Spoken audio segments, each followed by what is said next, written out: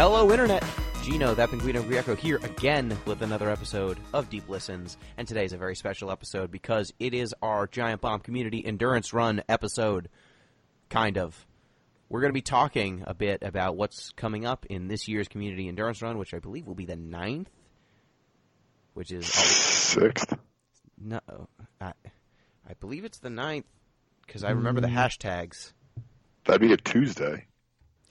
Oh, not the day, the number of. Oh, sorry. Endurance I thought you meant runs. the date. Got it. Okay. No. It's going to be the weekend of April 12th, running from Friday the 12th, Saturday the 13th, and Sunday the 14th.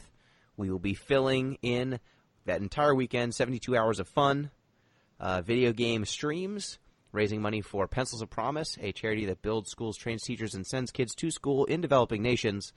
And as always, we'll have a bunch of fun gimmicks. We'll have a bunch of cool people. We are not the only people who will be participating, but this show will mostly be talking about the shenanigans that we will be participating in.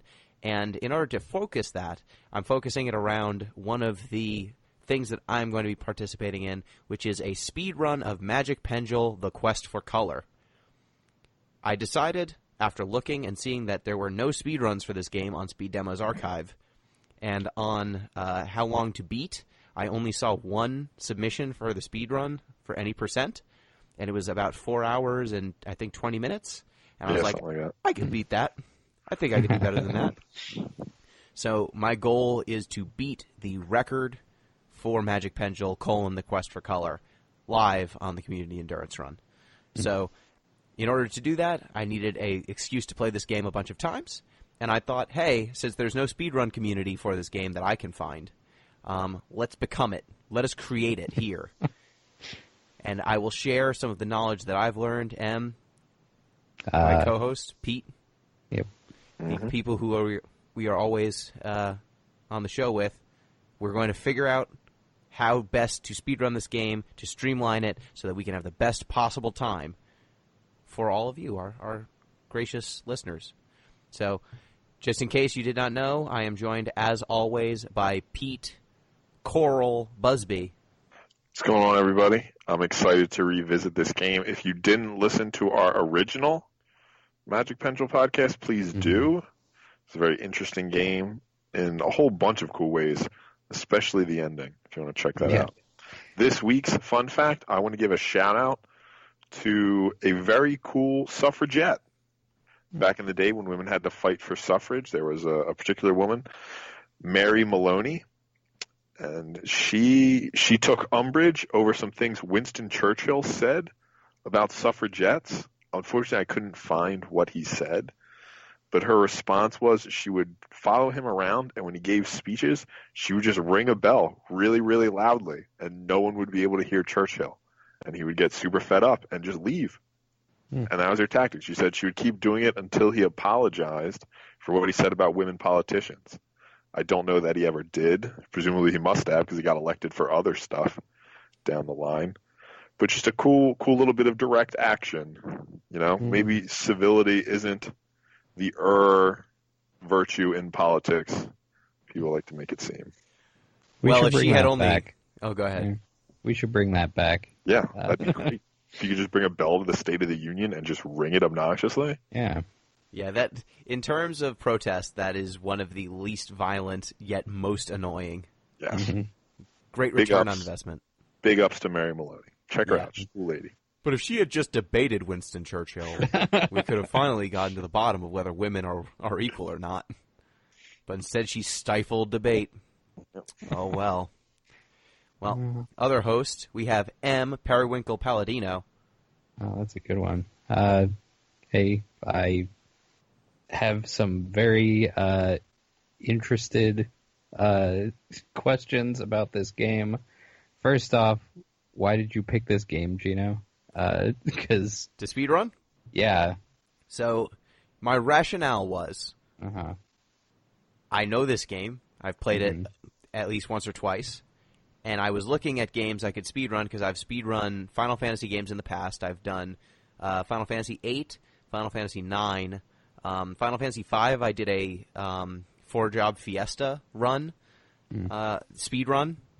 That was 2 years ago, and I used pinatas to determine which jobs I used.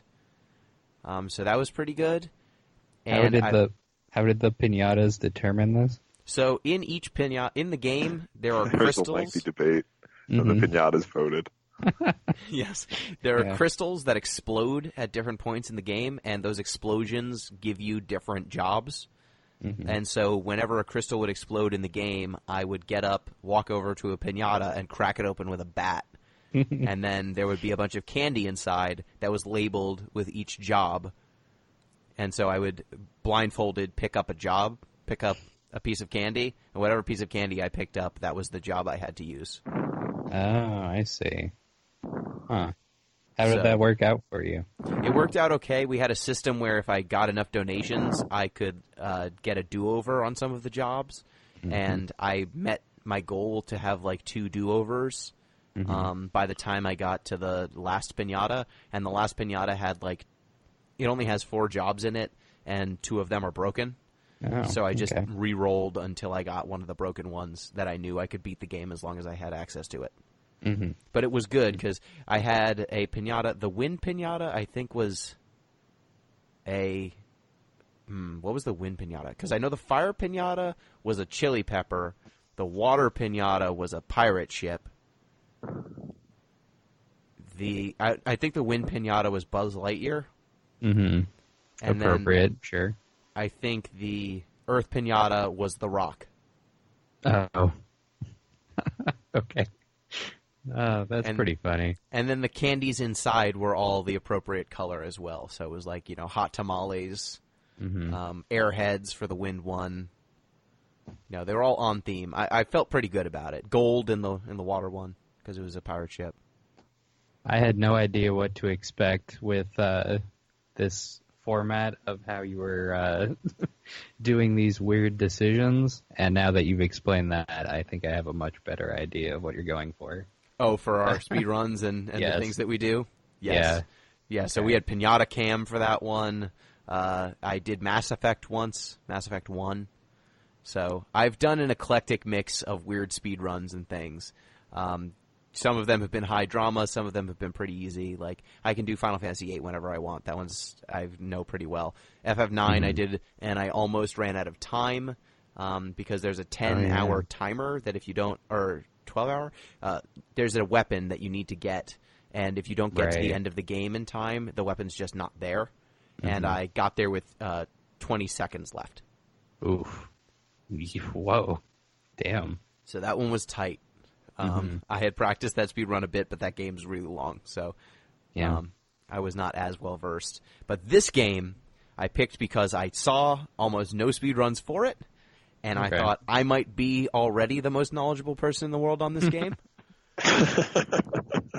So let's start there. Let's start with something where just by completing it in a reasonable amount of time, I will be the record holder. The best, yeah. Yep. If I just dedicate any time at all to this game, I will be the best at it.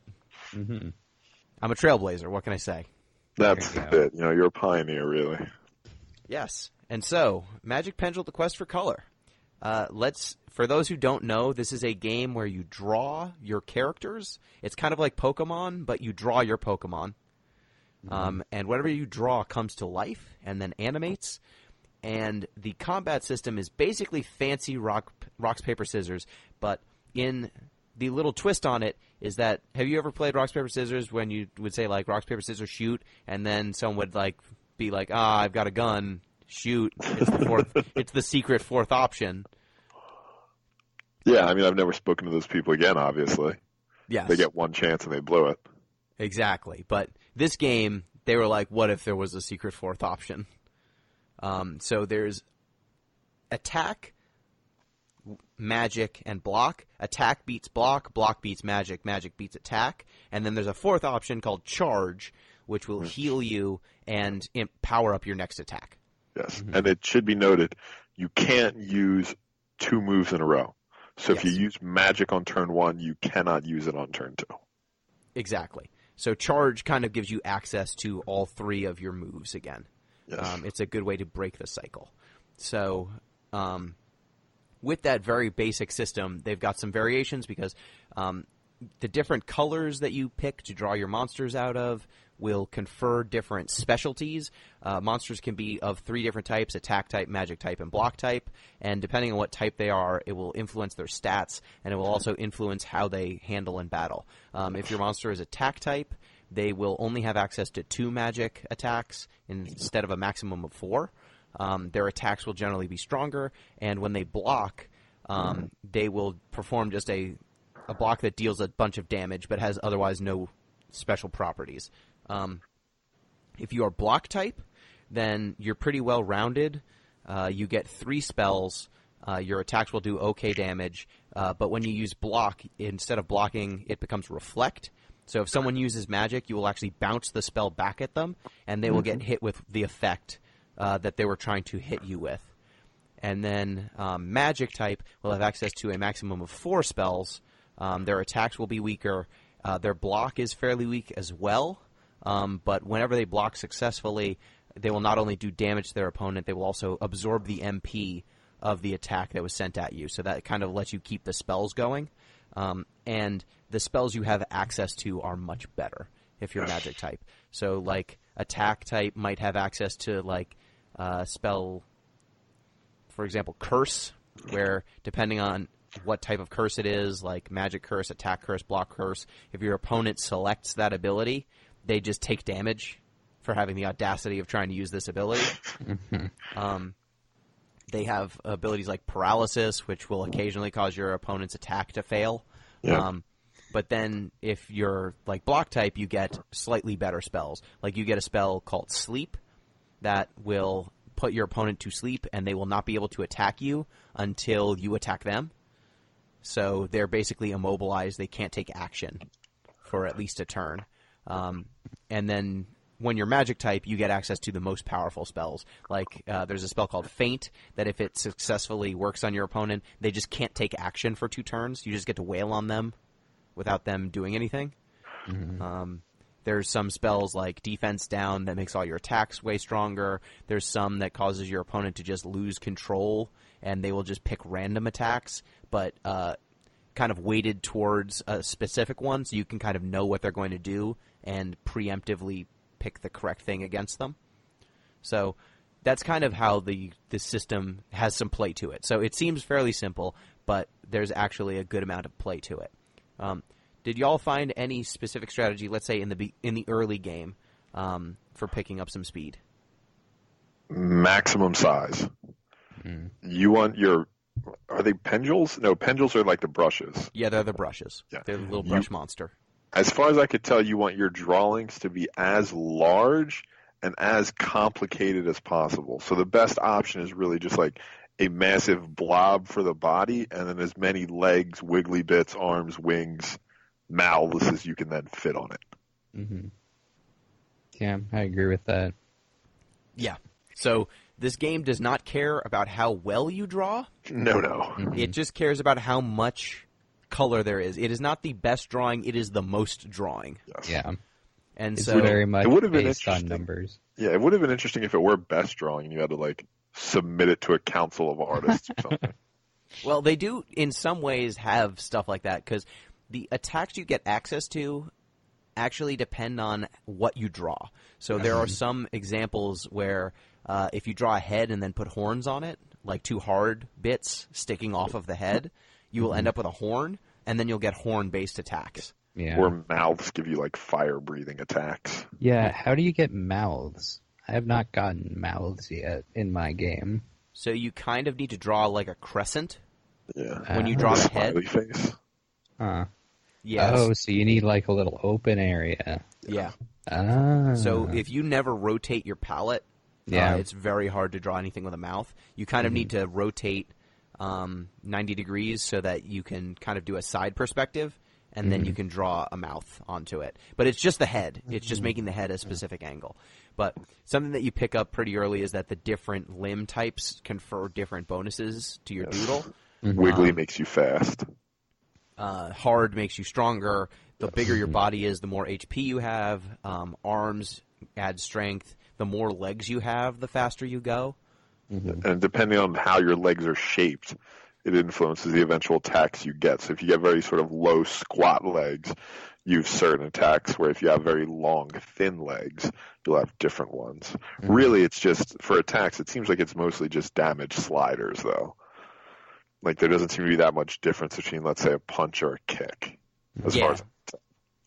Yeah, it doesn't seem to care. So I found that in the early game, the first battle, definitely the first few battles, the game starts you with red, yellow, indigo, and green as the only colors you have, and you have 2,000 count of each color.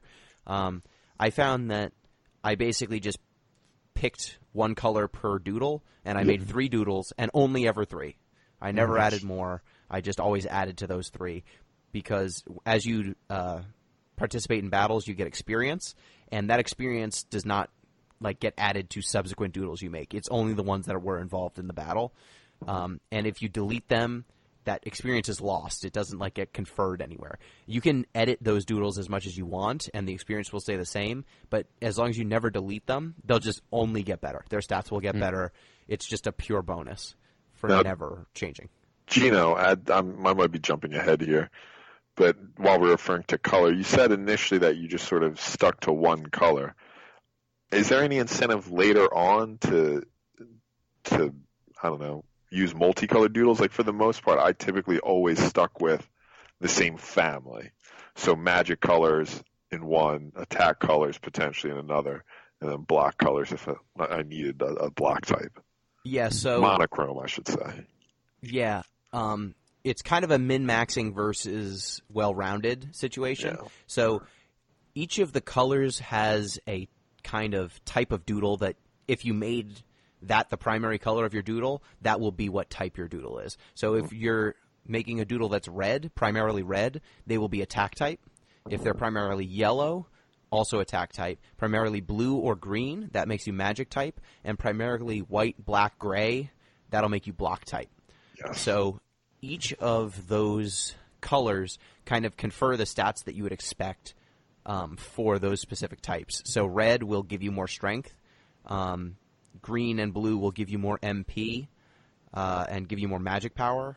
And then whites and grays will give you more HP and defense. I pretty much always went the glass cannon route, where I just tried to maximize magic and attack. Yeah, and that is totally reasonable. So when I first started out, at the very beginning of the game, because you really don't have access to very much, it makes sense to kind of min-max your doodles. So I would make one doodle that was just completely red, a ton of power, and they would I would try to make them one-shot or two-shot most opposing. Yeah, just kill them. Just get them dead. Because if you just guess right, because your strength is high, even if you're an attack type, your damage output on magic and blocking and attacks will be so high that you only really need to guess right once or twice, and then they're just dead. So that's a pretty... And also you're trying... we're going for speed here. So the fewer turns that you participate in, because in this game when you're playing, the opposing AI doesn't immediately make a choice. They lag for a few seconds, quote unquote, thinking. So the faster you put your inputs in, even if you put your inputs in as fast as you possibly can, they will take a second to think about it. So the fewer times they're allowed to do that, the better. So I found that making at least one doodle that's attack-based gets you through many of the early fights pretty quickly. And then they just don't give you enough attack-based colors early on to make 3 doodles that are attack. So I would go 2 attack doodles, 1 red, 1 yellow, and then 1 that's indigo or green. And then I would kind of keep that magic one to where any of the greens and blues, they all go into that doodle. But... one doodle will be my primary attacker, and one will be attack until the mid-game when you get enough whites, grays, and blacks to make a defense type, because they don't give you enough of that in the early game to even make a defense type. So I needed to wait until the mid to late game when the game just gives you enough via the story battles that you go into that you can convert it to defense type. And then I have one of each. Yeah, it pretty much seemed fairly similar to what I did. Yeah, so I thought early on that magic type was the way to go. So I tried a few different approaches for this game. I tried making all magic type because the status effects seem broken to me. Yeah, right. Like that was my thought, is because you can get certain Yeah. status types where you can basically dictate what the opponent's going to do. So it seemed to me to make the most sense to just spam those. Like, all right, I've now locked him into regular attacks, so I know what's coming. That'll make it easier. Yeah, and it makes it easy. The only problem I found with that is that the magic types don't do enough damage. Mm-hmm. So even if you put your opponent in a place where they're immobilized or you know what's coming, because the magic types just take more attacks to get the job done, you introduce more opportunities for your opponent to turn the corner on you, and you also just take longer to finish them in terms of time. So for speedrunning purposes, while it might seem safer, it's not necessarily faster. Right, that's what we have to remember, is we're not necessarily trying to succeed the most. We're trying to succeed the fastest. Right. Exactly. So I just found that for the magic types, even with min-maxing them, like, I guess your head size dictates how successful you are at afflicting status effects. That makes perfect sense, yeah. And surviving status effects. So I just made giant, like, 3 magic types. All of them have as big a head as I could possibly draw. And the controller starts shaking when you get towards the maximum head size. Uh-huh. It's like, oh no, it's too It's much. too big. Please stop. But even if I was like extremely successful at afflicting status effects, by committing that much color to one appendage, it just left my doodles really anemic in terms of damage. And then I could get through the game, and I did, but it wasn't as fast as if I just committed to something that deals a ton of damage. Yeah, just pounding it out. Yeah. Exactly. So I found that usually I cut my magic doodles with attack. And then everything is basically as much magic as you need to get them over the threshold to where they are magic type. But then other than that, I'm trying to use attack and defense colors. Because you want the force. You want the 4 magic slots, Yeah. ideally. All you care about with magic type is access to the spells. Yes. You don't Right. need anything else from those colors. But unfortunately, this game, because of how the story plays out, you have more access to blues than you do any other colors. So that can kind of skew you towards, at a certain point, you don't have a choice. You know, you don't have access to enough reds and yellows to always have the ideal distribution if you're trying to go fast. So like in the early game, I make my 3. The early battles are all super simple. Did you find any patterns in the AI to exploit? So you can see, right, if we just want to toss in Nash equilibrium of the whole thing, I guess charge might change the math a little bit, but the optimal strategy in rock, paper, scissors is always just be random, right? Like that's how you set yourself up. But here, usually what happens is they seem to pick what would have beaten you last time. Yeah, So, they like, do some stuff like that. Yeah, their distribution isn't random. So it seemed to me like if I'd picked the thing, so like suppose I picked magic, and that means, crap, I have to figure out what beats magic. Block, thank you. Yeah. Then they would have picked block the next turn, because it would have beaten what I just picked, which makes no sense because I can't pick it again now that I say it. Yeah, so the way that the AI seems to work, based on my experience, is they'll kind of do one of 2 patterns. They will either pick whatever type they are, because it's the strongest thing they can do, or they will pick the thing that beats what beats them. So if they are attack type, or they will pick what beats you. So if they are attack type, they might use, and your attack type, they might attack you, or they could use magic, because magic will beat you. So they'll probably use one of those 2. If your magic type and their block type, they might use block because block ostensibly will beat you, or they might use magic because it would beat you if you thought they were going to use block. So it's always them trying to like next level you. Yeah. But it's one of those 2 generally, and then they'll usually go in a cycle after that. So They just don't go far enough down like the game theory tree they're like, oh, he knows that I know, so I'll do this. But really what they need to do is go, oh, he knows that I know that he knows that I know, so I Yeah. should do this. Yeah, and sometimes I got into spaces where I thought something like that was happening, but usually it didn't end up being the case. It seemed to be more like the AI would get into a pattern where they were just alternating between two. Mm-hmm.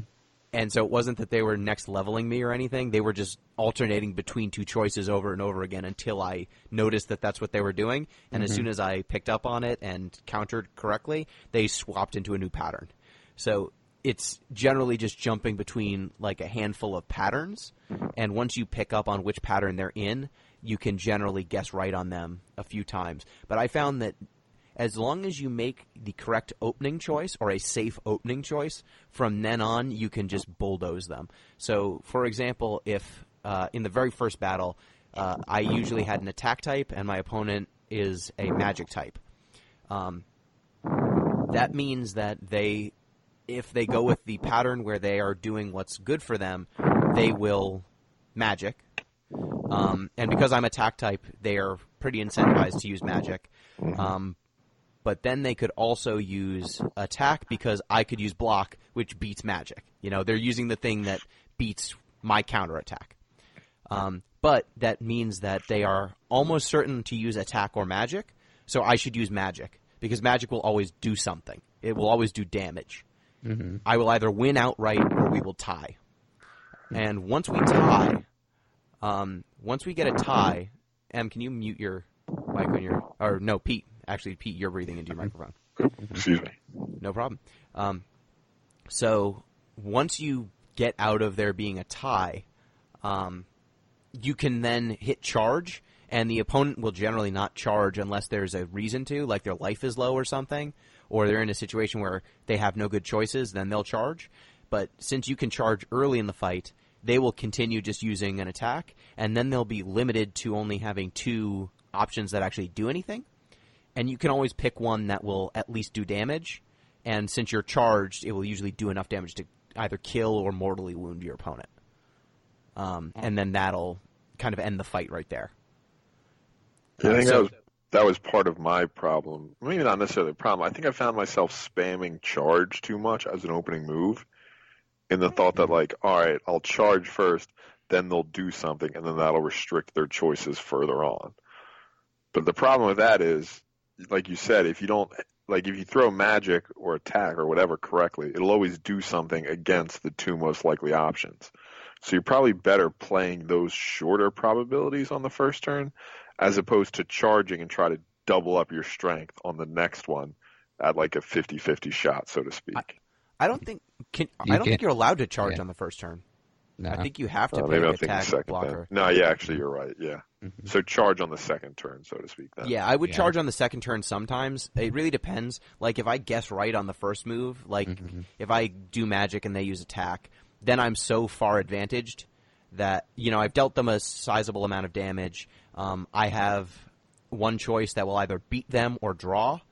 And if I draw after having a successful attack, they will be so close to death that all I need to do is draw again and they die. So it just really incentivizes you. And then if you draw on the first one, then I'll use charge so that I know that the next one I can make up for that fact that I drew. You know, I gain a little bit of life, and then my next attack will be that much stronger. And will generally be either a draw or beating them. So there is actually a strategy to this. It looks like it's just rocks, paper, scissors, and it is, but you just kind of get used to some of the AI patterns. And one of the things I also noticed was that the game gives you hints when your opponent's going to use attacks that are their type. The characters you're up against will shout like, now you've done it, or, you know, here it comes. And they say this while you're picking what move you should do. When they say that, it generally means they're going to pick whatever their type is. So if it's a magic type, they're about to use a spell. If they're attack type, they're about to use attack. And so that will give you, you know, a 100% accuracy choice, generally. I'm curious if you traced the trees far enough, if this is sort of like a Connect 4 situation where you could do something with like such, if you open in this sequence, you'll always win, or if there's enough choices and enough randomness that there isn't some sort of, again, it wouldn't be the fastest sequence, but a guaranteed victory sequence. Yeah, I think that there probably is for most cases. The only times where I see some issues is when speed and spell status effects come into play. Because when you have a draw, the person who does damage first is based on your speed, and there's a little bit of randomness thrown in as well. So I try to optimize my doodles for having as many legs as possible so they were as fast as possible so that I could win those draws. You know, if we're both low on life but my attack comes out first, I still win. Mm-hmm. And so I optimized for that, just winning the draws by getting my damage first.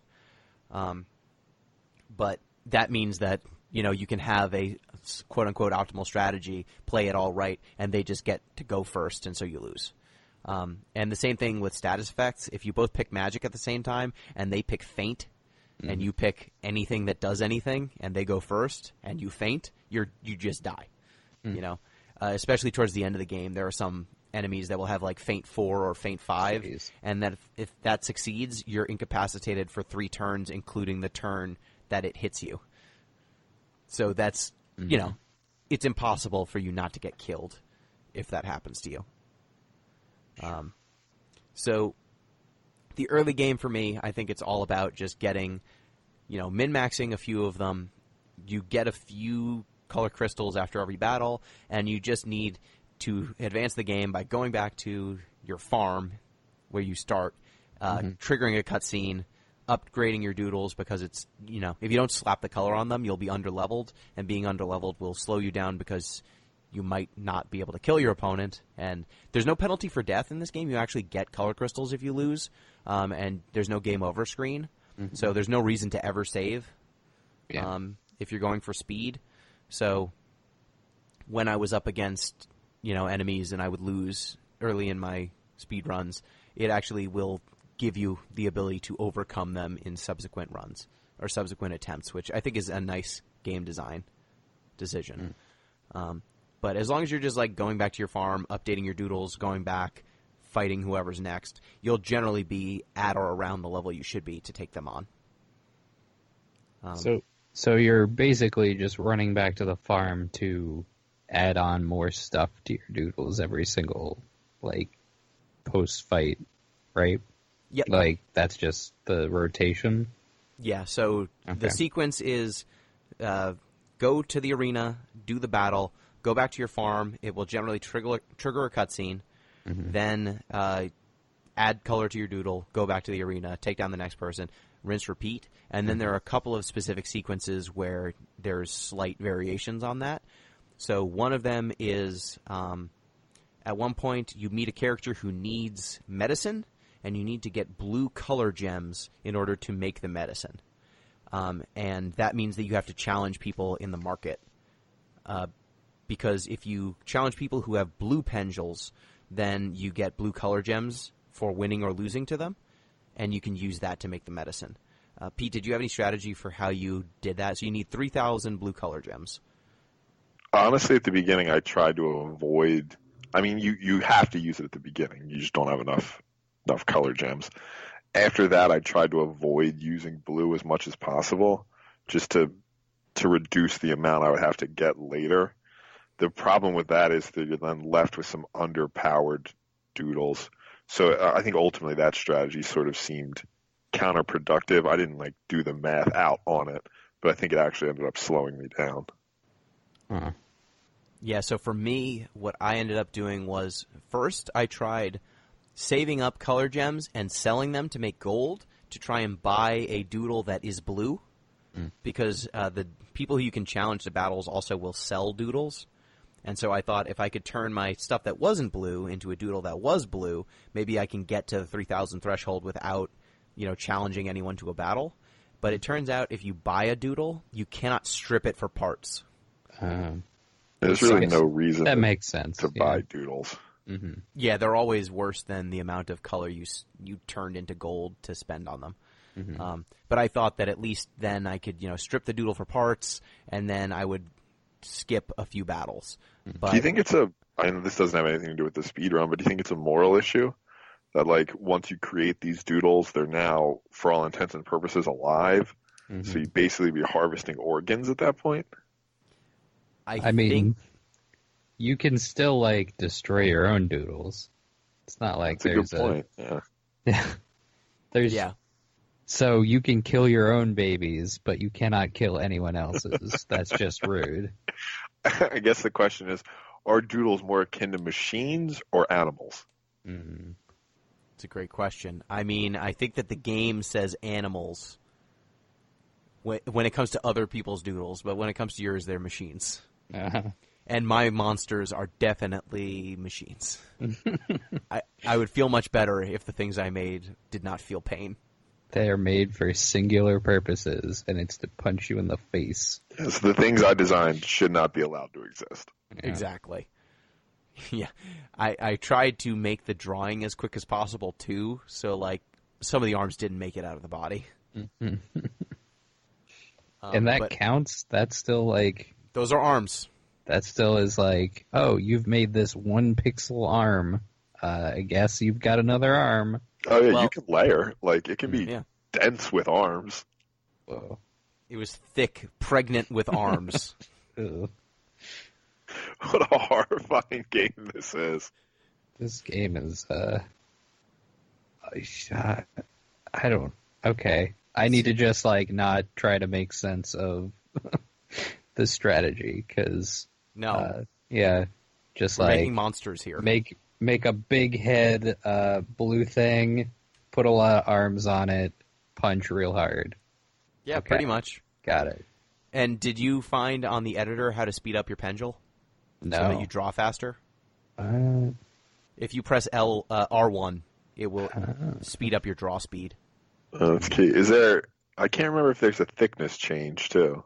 You can buy different brushes. Yeah, because is there any benefit to that? Well, you want to drop as much paint with each stroke as you can. Mm. Yeah, but I found, be worth like, it. yeah, turning color into gold to get that brush just isn't worth it. And then, so there's a benefit beyond that. Some of the attacks that you want access to, some of the attacks you can only get if you used a specific brush. Huh. So if you didn't use a thick brush, you can't use certain attacks. Or if you didn't use a thin brush, you don't have access to certain attacks. But I just found it's not worth it. You know, it's just a slider on damage. You know, there's a dozen attacks that do maximum damage or near maximum damage. So why am I going to waste the time and effort to get access to them when the damage difference isn't considerable enough? Mm-hmm. But that's a fair point. Yeah, I found that just, you know, speeding up the brush, drawing as fast as I can, it didn't need to look like anything. It just needs to have enough color and appendages to where the game says, good, you get stats. Mm. So when you're trying to acquire that blue, like we were talking about before, I tried buying a doodle and stripping it for parts, but that's not, you can't do that.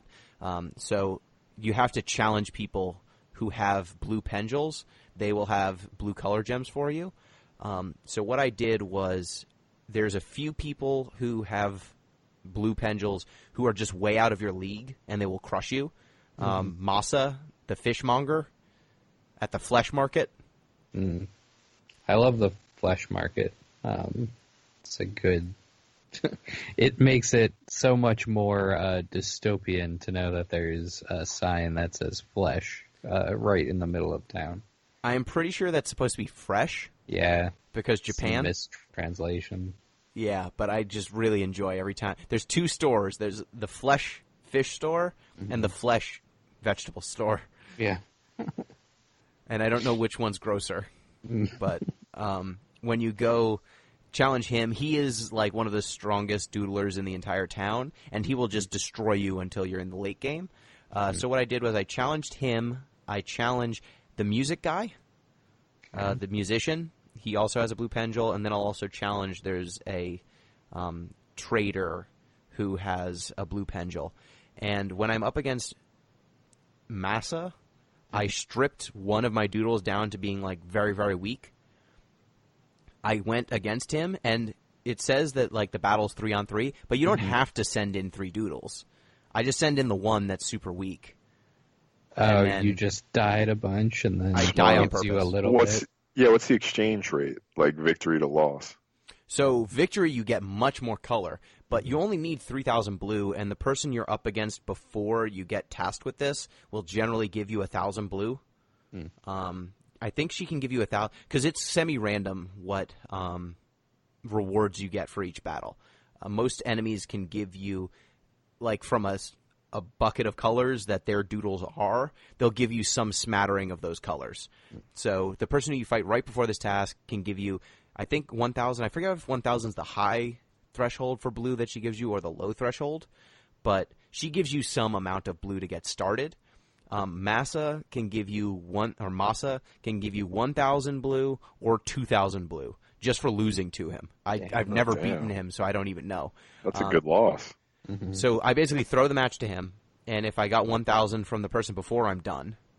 And then if I need to continue, the dude who plays music, his doodles have like 40 health, 40 to 60 health, and at that point my doodles have like almost 200. So I just one-shot each of his doodles, and that's pretty fast. And that will actually get you experience, so that's a way to just get a little dip of experience in the middle of the game. And he'll give you a pretty good amount of blue too.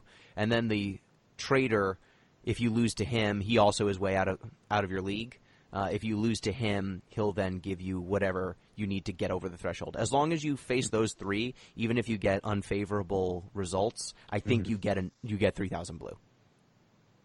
So that'll cover you. So you only have to go to the Seaside arena once, and then that extra color, they'll give you the blue, but they'll give you extra colors as well. Those will give you more color than you need for the rest of the game to, max out all of your characters. So that entire sequence, the first time I did it, I didn't know how to do it, and it took me, maybe 20 minutes to get all the blue that I needed. By the end, most of the time I spend on this task is loading screens.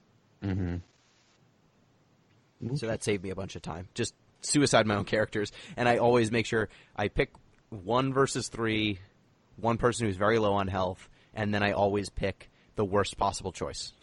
Gino, it's going to be like future generations, like the way we talk about the Fabian strategy of just like retreating to draw your enemy in. It's going to be like the Grieco strategy, where it's just like find somebody way better than you to pound you, but you get rewarded for losing.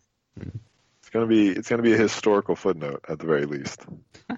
To be honest, if I didn't speedrun Final Fantasy IX, I wouldn't have even thought of this, because the opening to FF9, there's a few battles that you don't get punished for losing. So the correct move is to kill all your own characters. Just die as quickly as possible. Like attack your teammates, basically? Like attack yourself? Have them attack themselves. Yeah. Crazy. Final Fantasy's nuts, too. Final Fantasy is one of the only games you can actually do that, too. So, otherwise... Exactly. You can do it also in I've never known how to pronounce it. Disgaea 2? Disgaea. Disgaea 2 for the PlayStation 2. You can do the same thing. Yeah, but I would never have thought that that's the correct thing to do. Yeah. Unless I did that speed run.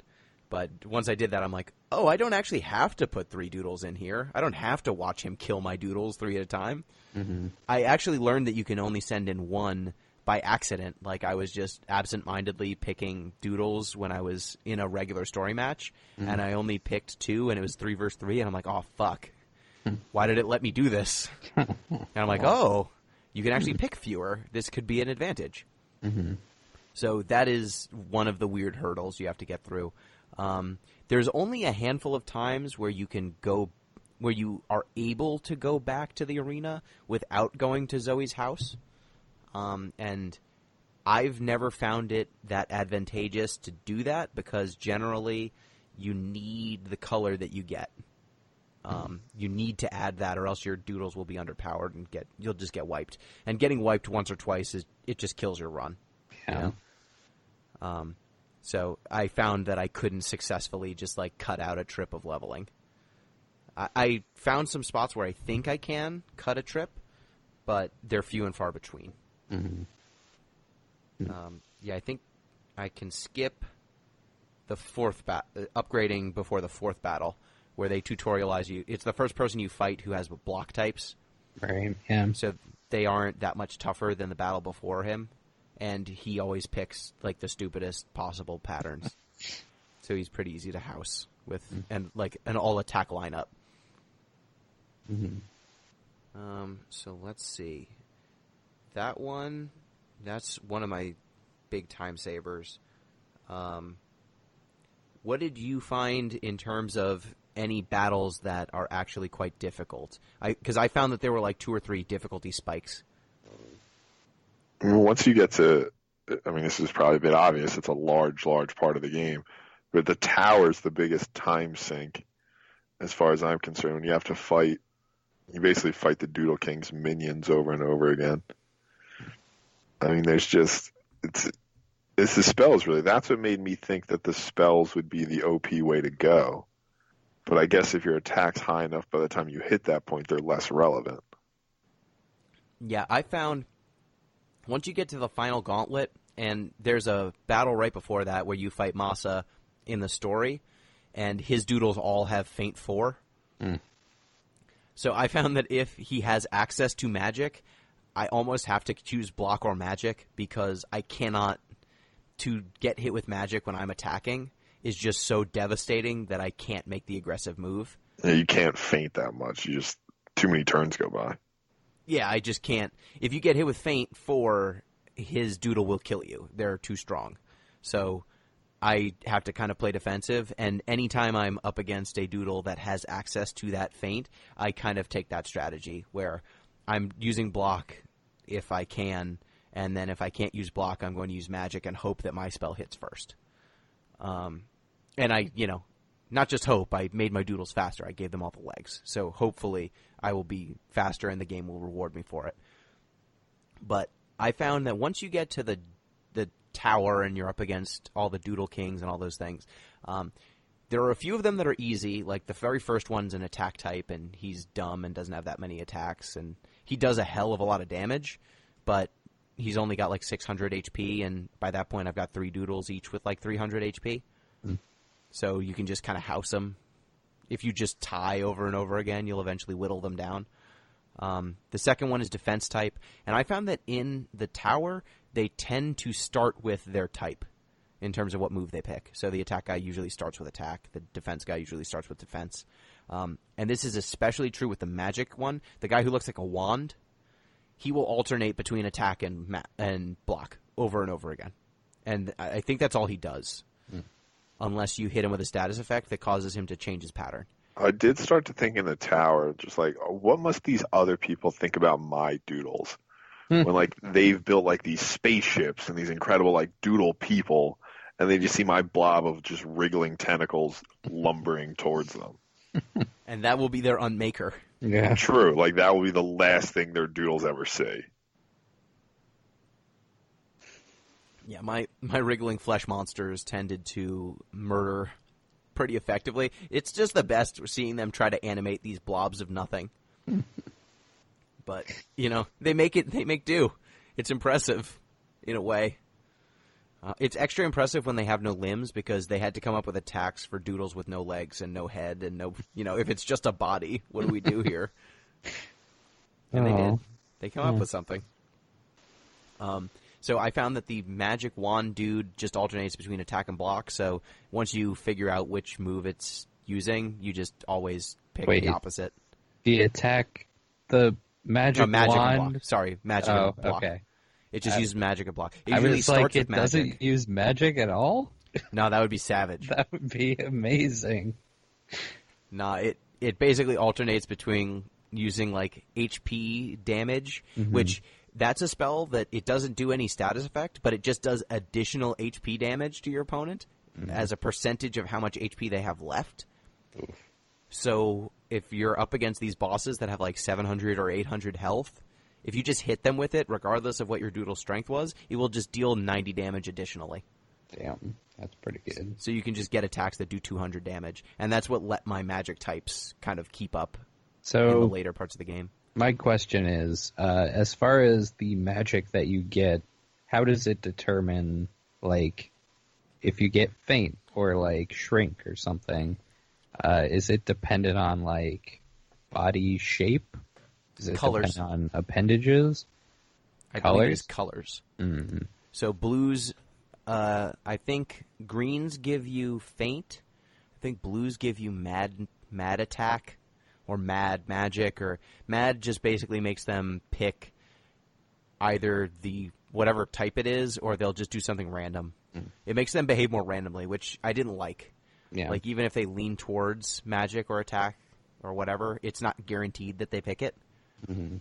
So I'm happier dealing with the AI straight up than dealing with the randomness added by the status effect. Mm-hmm. But it seems to be color, at least in my experience. And I looked up an FAQ on the attacks and how you get each of them, and they seem to believe it was color as well. Mm. Okay. It definitely is with some of the attacks. Like there's some attacks you only get if your doodle is pure red or pure yellow or something like that. Oh. Though there's also some that, if you have stubby arms or if you have a mouth or you have a horn. Mm-hmm. And I tried to look for ones that drawing the appendage was very easy. Mm-hmm. So, like, there were some moves that dealt a ton of damage that, like, you have more than 3 wings.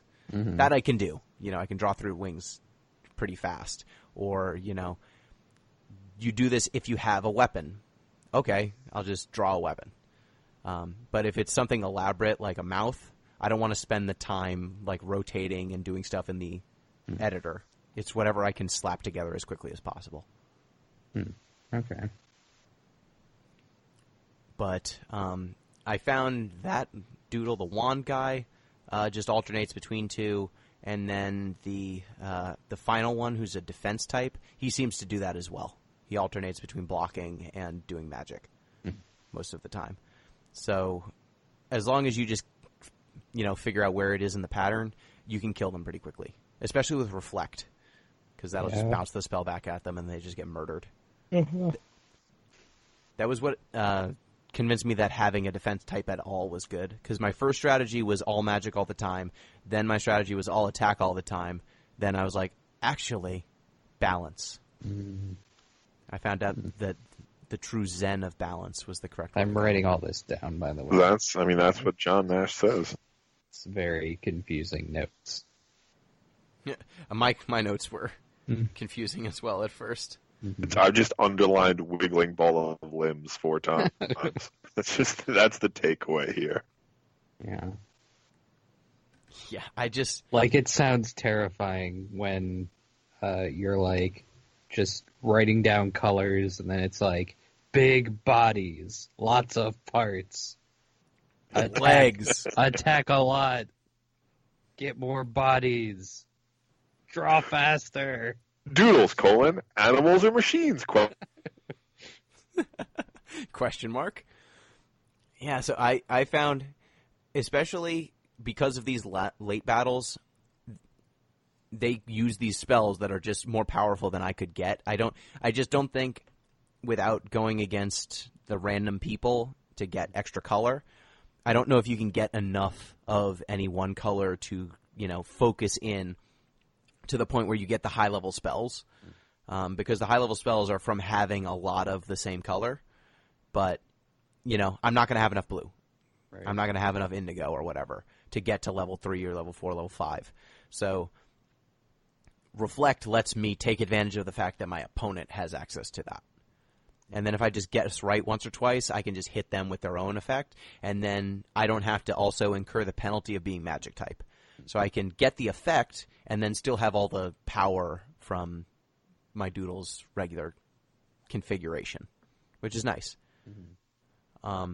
And it's especially true with the final battles, because in the final battle, the opponent you're up against has spells that you literally can't have access to. A whole bunch of weird Doodle King bullshit. Yeah, that's way stronger than anything you can do. Like, some of the status effects he uses are just messed up. Like, he drains your HP. It doesn't just decrease your HP, he steals it. Yeah. Turn over turn. Mm-hmm. Or there's one that, like, it curses all of your moves except charge. Oh. So if you pick anything, he just damages you for having the audacity of trying to play the game. There's one that he afflicts called Mesmerize, and it makes it so that your doodle will only pick what he picks. and he always goes first. Oh. Okay. Yeah, you it's come with the fucked up. king, you best not miss, dog. Yeah. King stay the king. Exactly. So his moves, like, if you reflect any of those back at him, he just gets so fucked. Like, that's the thing that makes him hard, is he has access to moves you don't. And once you're able to send them back at him, like one time I got him with his own, like, HP drain, and then he just couldn't kill me. Because it's based on a percentage of health, and he starts with 800 health. Mm-hmm. So I'm just stealing, 50 health a turn. Oh, and he just jeez. can't. He just can't do enough damage. Oh, that's pretty funny. And then this second battle with him, he instead of just stealing your health, he steals your health and MP, and that will just leave your magic users unable to use magic. That's actually something we didn't mention at all. You can run out of magic, and then you can't pick magic. Yeah, that's a good point. I mean, your attack types are never going to run out of arms or They punches. don't run out of punch. Yeah, they're always there. Mm-hmm. And your block types don't run out of reflect. But your magic types, if you pick your powerful magic too many times in a row, you can just lose access to an entire mechanic.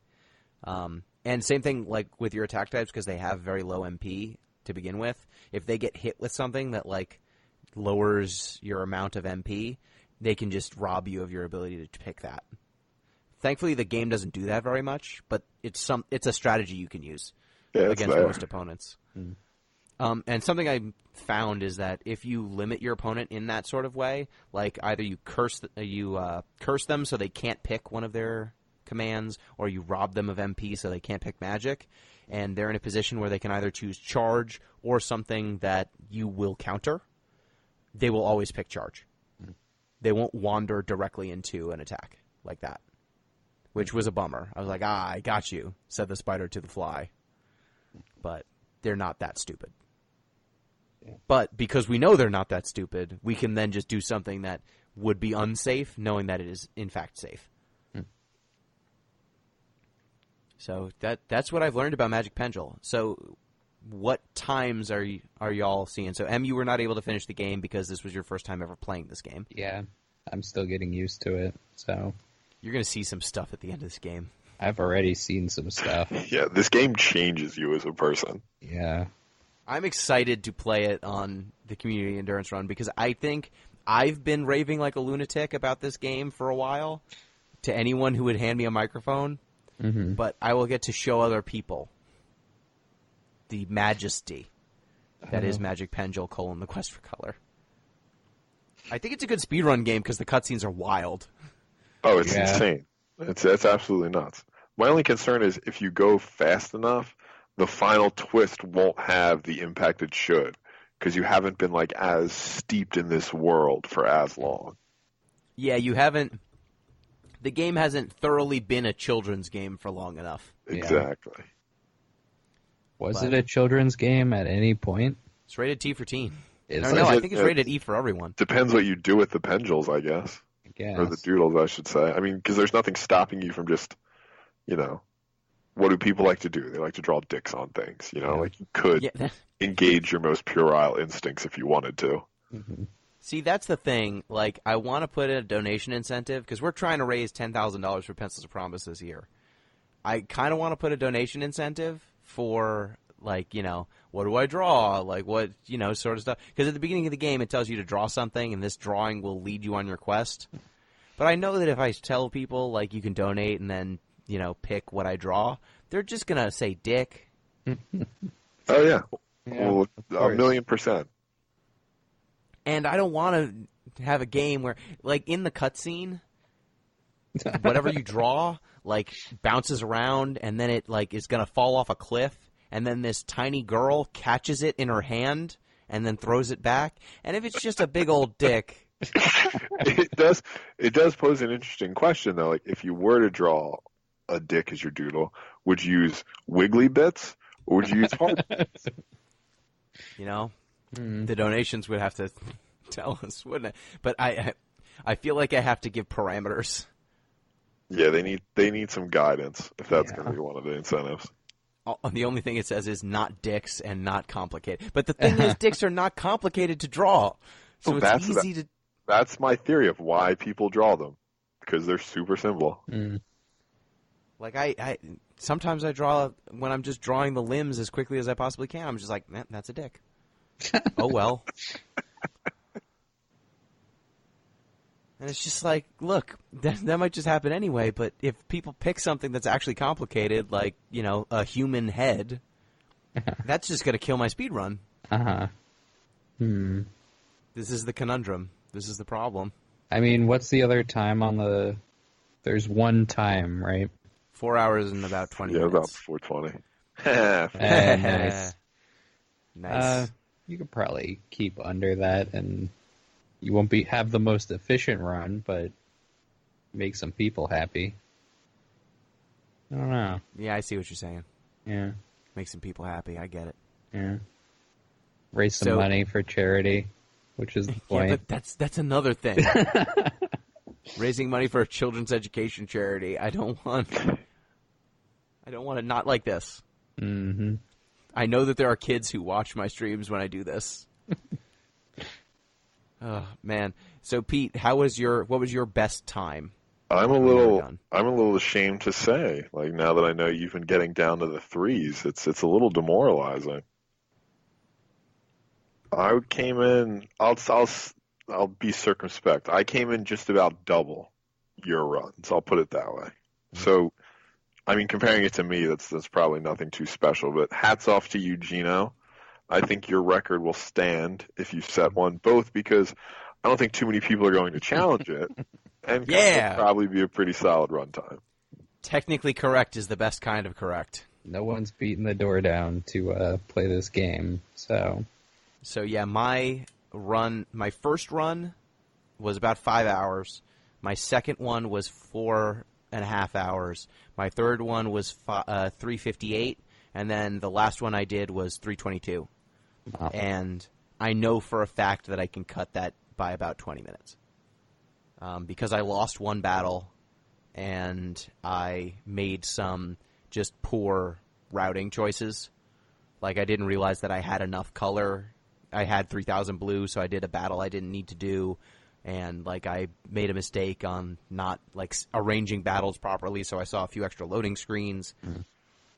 But there are some like low-hanging fruits that I know I could trim and get around 3 hours. This is going to be like the sub 3 hour Magic Pengel run is going to be like the new sub 2 hour marathon.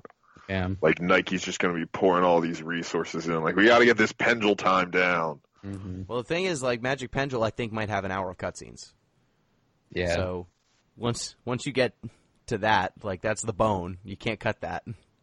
If there was a skip cutscene button, I would already be pressing it because some of these. But apparently, this story is amazing. Yeah.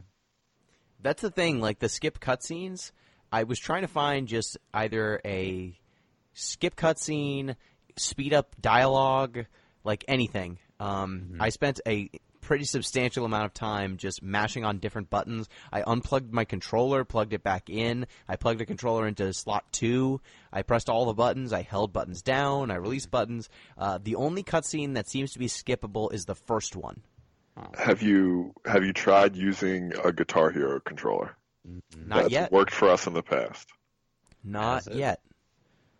Yes, it has. I played Gears of War with a Guitar Hero controller last year. Oh, wow. We got through, I shouldn't say we, I contributed nothing. You got through a couple levels, actually. It was pretty impressive. I got I got underground in Gears of War 2. So our big downfall was I could not vault over things. Oh. Yeah, we hit a point where we were just trapped, right? I would get up to a chest-high wall, and I could not go over it. But I could...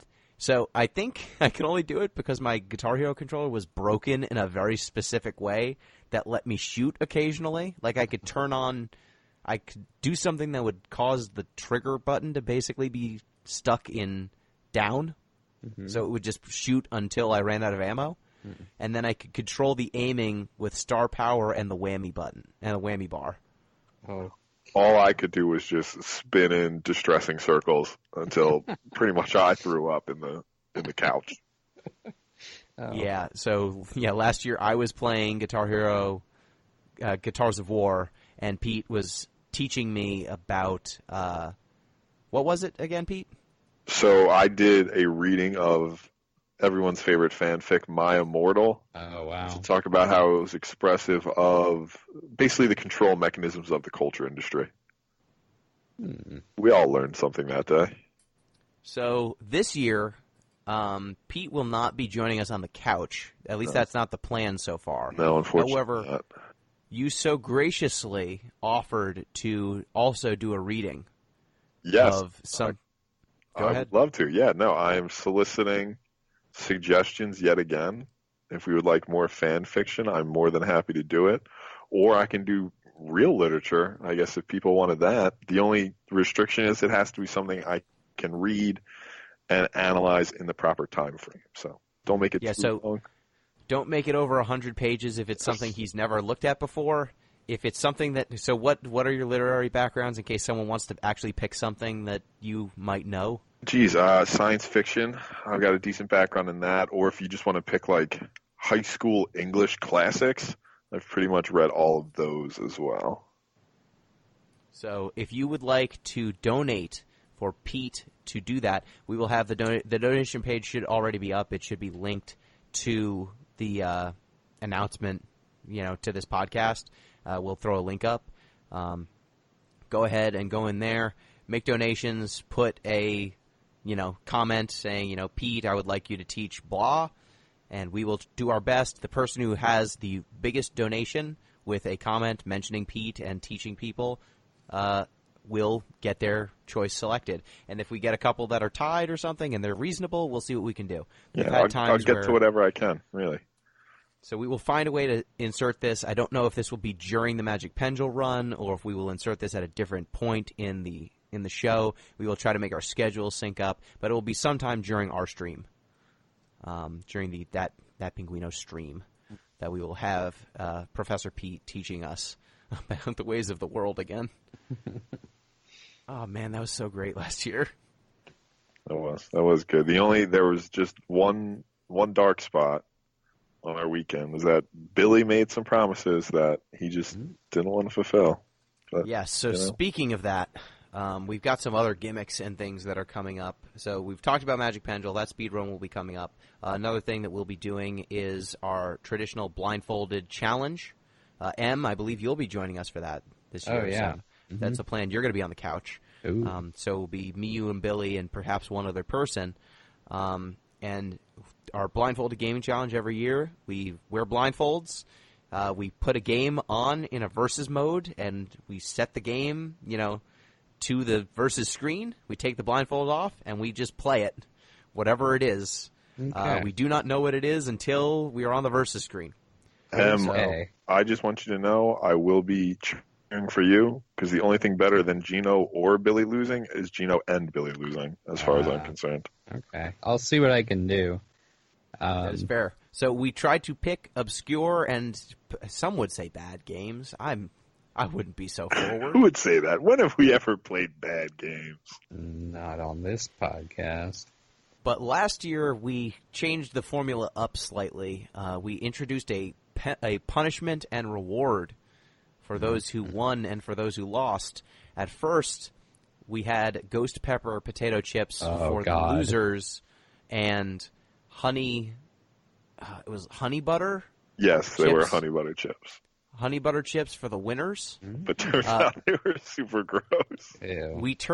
It turns out we were wrong. The ghost pepper chips were super mild and were actually quite tasty, and the honey butter chips were of a consistency that was displeasurable.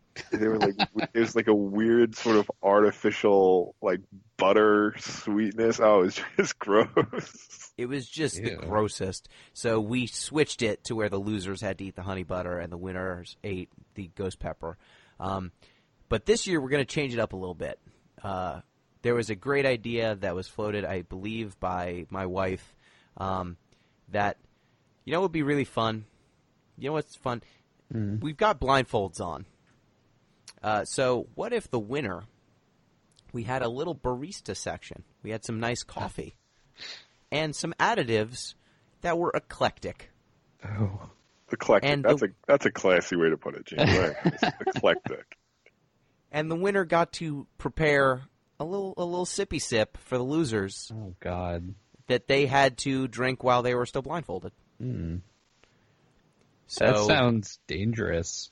We will put the number for poison control in the comments if any of our listeners feel the need to call. So we are figuring out what eclectic mixes we could do. The idea for this actually sprang from a dumb move I made once. We were waiting for a train to go see a Yankee game, I think. And while we were waiting for the train, we went to a little cafe. And you know how they have all those, syrups in the back that you can pick from? And it was not a Starbucks. It was like some non-chain place. And I saw that they had a root beer syrup. It actually sounds pretty good, yeah. I know, and I said, what if I had that in my coffee? That was a mistake. I'm not sure what you were thinking there. Well, I was like, they sold it, Someone thought that this was a good idea. And so I had a coffee that had root beer syrup in it, and I said, they also sold ice cream, so I said, can I have ice cream in it too to make like a root beer float sort of deal? Didn't work out. I mean, it was very bad. Your logic was sound. I feel like, it might have been good. Well, I'm glad you're supportive of this. Jen was not. She thought I was a fool going in, and I was truly culinary Icarus. It did not work out for me. But I want to share this experience with all of you. Okay. So we will be creating a barista cam. We will be creating choices. So we'll figure out probably decaf or something so that people aren't getting all hyped up, and probably not that big of a quantity so people aren't having constant bathroom breaks or something if they're on a losing streak. Just like 30 ounces of just miserable, gross coffee. Yes. But I can guarantee you that one of the additives will be Sunny Delight. Billy edits this show, but he doesn't listen to this show. So let me tell you, he's going to finish his fucking plate. It's been... We have year-old Sunny Delight now. It's not even fresh anymore. That son of a bitch. I'm gonna finish. I'm gonna finish Dark Souls, and every time I use an Estus flask, I will drink Sunny Delight. Oh no! He gave up. Do you remember how many places we went to get that fucking Sunny Delight? 3 different supermarkets. Shrek. Because he wanted a specific one because, like, regular Sunny Delight had too much pineapple or something. He said it was too acrid. He wanted the one that went down smooth. There's too much acid for him. Okay. So that prima donna, he didn't even finish his damn plate. So this year, look, M, we need to make a dark pact right here. Okay. If one of us wins one of these rounds, the other one has to put Sunny Delight in the coffee. Oh, God. This is serious. I want everybody to cut their hands and spread the blood on the screen. We'll make a blood pact now. Look, whoever lost, they're going to have to drink the Sunny Delight coffee. One of us will have to drink Sunny Delight coffee. So wait, the winner prepares it for the 2 losers? Yes. Oh, okay. The winner prepares it for the 2 losers, and the winner does not have to drink it. Oh. We will have a variety of options to add. We're still determining what the option should be, but I've been told that making a simple syrup out of something is very easy. This is going to be a problem for me because I don't drink coffee regularly, so Great. I'm already going to be at a disadvantage. I'm just going to have to win every game. It's fine. It's fine. We've got You are the champion of the people, Em. Yeah. But we need to make a pact here. He's going to drink some fucking Sunny Delight. All right. I think he would least expect it from me. Yeah. Yeah. Dagger. Stick it in. Stick the knife. We gotta have it like under the table or something, and I just pull it out. Oh yeah, like it's wrestling. Like, yeah, you know, we've got something under the ring. Hit him with the green mist. There's a tablecloth that I pull back, and it's just all Sunny Delight. Oh man, you know, he's just like, "What's that 8-foot tower there in the corner?" Like, "Oh, don't worry about that, but that's nothing to do with you." It's nothing. It's like, this is my apartment. How'd you get it in here? Don't worry about it. Shut the fuck up. Play the game. You play Hello Kitty Cube Frenzy. Don't worry Hello about it. Kitty Cube Frenzy. No one knows what the rules are. We played that. That was a game we've played in previous blindfolded challenges. We played NBA Ballers. So That game was weird. where is our versus game list coming from? Are we just Weird games I found at places for cheap. Okay. Whatever's in the bargain bin at GameStop. Generally, yes. Yeah. If it's less Okay. than $5. All Was right. that what we played, like Godzilla Clash of Monsters or whatever for too? Yes. Godzilla Destroy All Monsters Melee, That one was okay. Custom Robo. That's a good Yeah. one. I remember that. Yeah, the first time we did this, we made the mistake of putting too many actual fighting games of an actual quality in there. Mm-hmm.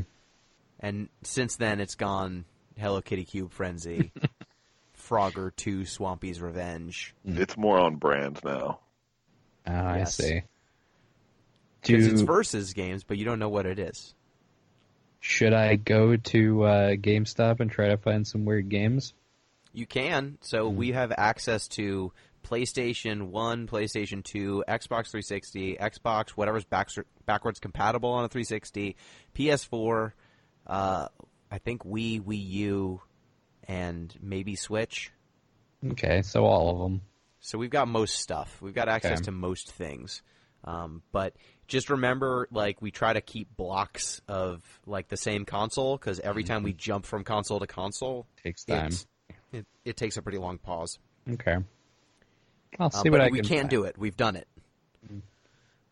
We did Gallop Racer once. Gallop Racer. Yeah, that one's, it's not a horse racing game. It's a horse betting game. Oh, huh. You Okay. bet on the horses. And then the horses just do their own thing. There's no They like. just race. Oh, okay. I don't know how we determined who one of us won, but we didn't do anything. It said 2 players on it. Interesting. Yeah, so that is one of the gimmicks we're going to do this year. We've got a couple other gimmicks that are coming up that I don't want to spoil as we do our general Community Endurance Run rollout as we have in the past. We will slowly announce events. I'm just going to give a couple hints. We've got some Mad Libs that we're planning to do. I know that some of the people who have been running in the past have their shenanigans. I know that Vash, who has streamed in the past, he will probably be eating Almond Joys at some point. That is one of his go-tos. I know that Nicky Rooney will probably be playing a game with his feet at some point. He is still determining which game he will play with his feet. You're going to be mystified. We have a guy who has beaten Super Meat Boy with his feet. Didn't he do Cuphead wow. too? I don't think he did Cuphead. He got most of the way through Ori and the Blind Forest. Wow. He beat Spelunky With his feet? with his feet. Yeah, he's incredible. Okay. He's really good.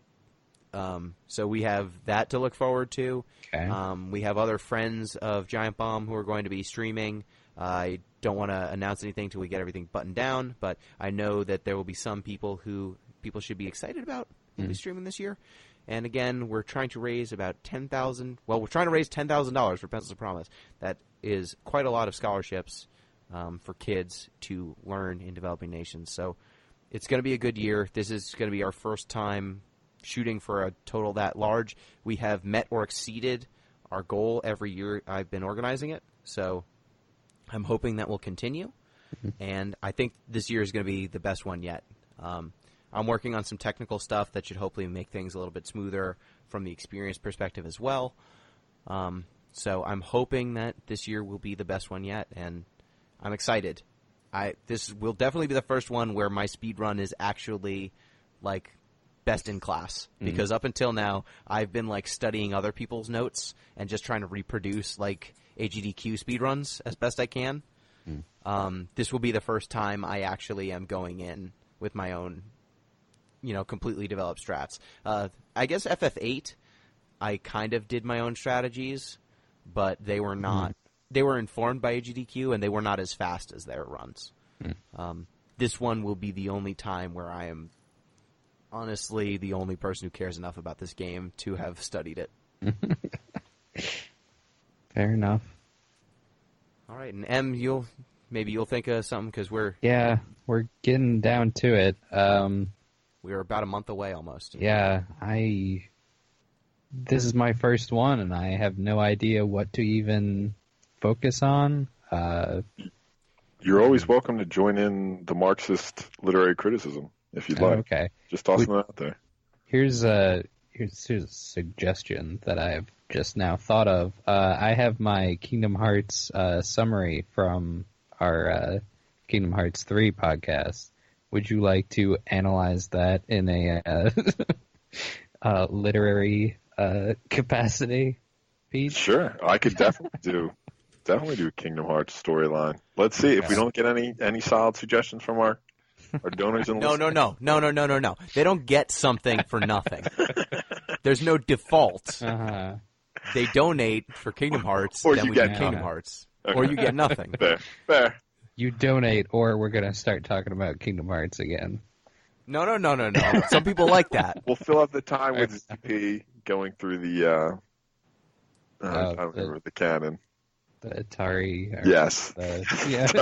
That'll fill up like 2 days worth of stream on its own. Yeah. Namco.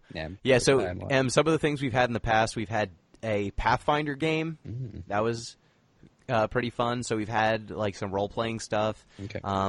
We've had people doing like Jackbox and playing with the crowd. We've had speed runs. We've had gimmicky runs. Like there was one run where someone was playing through Suikoden 2, and they only used the characters who people donated for them to use, and that game has like 100 characters or something. Oh, man. So I donated to make them only use the shittiest characters, and they couldn't make progress, and that was pretty great. Oh, jeez. We've had, let's see, some of the gimmicks we've had in the past. I mean, I've done my weird speed runs. Mm-hmm. We've done interviews. I interviewed Greg Kasavin of Supergiant Games one year.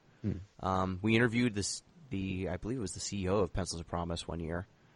That was pretty cool. So we've had segments like that. We did a Magic the Gathering draft one year, and that could actually work with Arena now that Arena's there and good. So that's the thing we can do. Like, we've got a bunch of options. That's what's cool about the Community Endurance Run. Like, there's a ton of people in the community, and it is not one person just grabbing all the time and the attention. It is 72 hours of Voltroning together a show. You know, everyone does their part. Everyone does something that appeals to them and that reaches out to them. You know, some people are just playing a game that they like and they're just playing it, just having a good time. Some people are putting together weird game shows like us. Yeah. You know, some people are playing with gimmicks. Some people are just like having a party at their house and they're just pointing a camera at them and all their friends while they're playing some party games together. I know Jeff Rude at one point, the person who originally organized this, he had a bunch of streamers over, and I just remember him in a mesh shirt. I don't remember why he was in a mesh shirt, but he was in that mesh shirt and he owned it. Because they're comfortable and they breathe well. Gino. Yeah. Great point. They breathe super well. It's like That's about wearing all nothing people at do. all. Yeah. Just breathe. Yeah, so think about it. But these are some of the events we're going to be doing, and we will have an action-packed weekend. I guarantee you that. So just a reminder, it's a great charity, Pencils of Promise. We've been working with them for probably coming up on 5 years now, 4 or 5 years now. And every year we've improved a little bit. We raised about $8,000, a little bit more than $8,000 last year.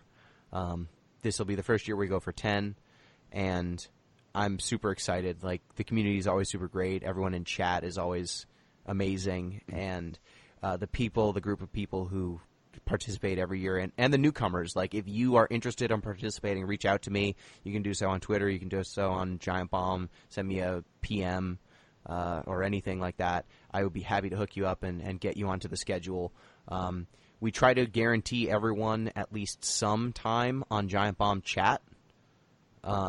We can't guarantee everyone equal time, and we can't guarantee everyone, time that's like someone has to be on at midnight, at nighttime U.S. time. Right. But we try to make sure that everyone gets at least some time to shine. And I think that that's something that's also pretty cool. Like, it's an opportunity to hang out with some of the people that you you see all the time and kind of be the show for a bit. So reach out if you're excited, if you're interested, and donate to make Pete teach us about the deep literary context of Kingdom Hearts. Yeah. Or, like we said, or anything else you want to hear me analyze, probably in way more depth than it necessarily deserves. Mm-hmm. Man, I'm just going to be so weirded out if someone actually picks something literary. Yeah. Right? If somebody's like, oh, Old Man in the Sea, I really liked that book. I'm like, okay, sure. Can you talk to me about the works of H.P. Lovecraft, but only the racist stuff? I see whenever I go to used book sales at my local library, there's a disturbing amount of L. Ron Hubbard there. Like, not Dianetics, like old school L. Ron Hubbard sci-fi. Awesome. Hot discounts. Pick some of that up. Oh, don't make him teach us that. Get a couple. Or do if you donate enough, I guess. I don't know. Well, thank you. Thank y'all for indulging me on this Magic Pengel quest, giving me an excuse to play more of this ridiculous game. And hopefully the things I've learned will lead us to a world record being set on the stream. I'm trying not to submit any times right now because I don't want to, have a better time and then ruin the world record moment. So this might again be my own hubris, saving the good run. You know how people accused Usain Bolt of just constantly pulling up a little bit so that he could break the record over and over and over again? Mm-hmm.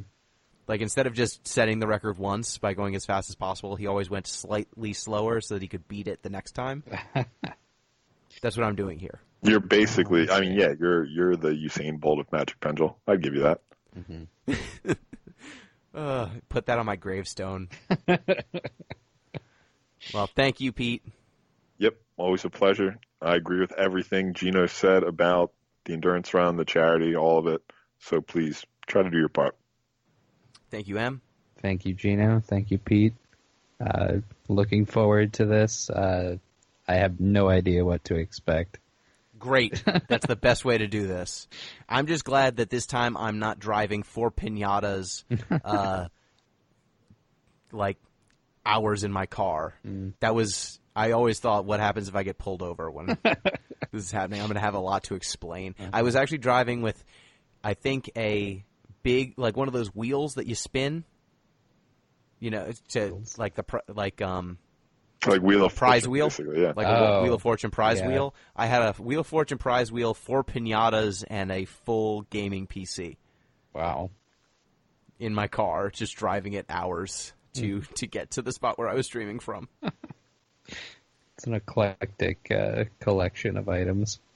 Yeah, it's, if I'm gonna go to prison, at least for, go in with a story. Yeah. They point you out in the yard. That's the pinata, man. Well, thank you, listeners, and I'm looking forward to this yet again. Just a reminder, when we're back with our regular show, we will be playing Life is Strange Before the Storm, so that should be a blast.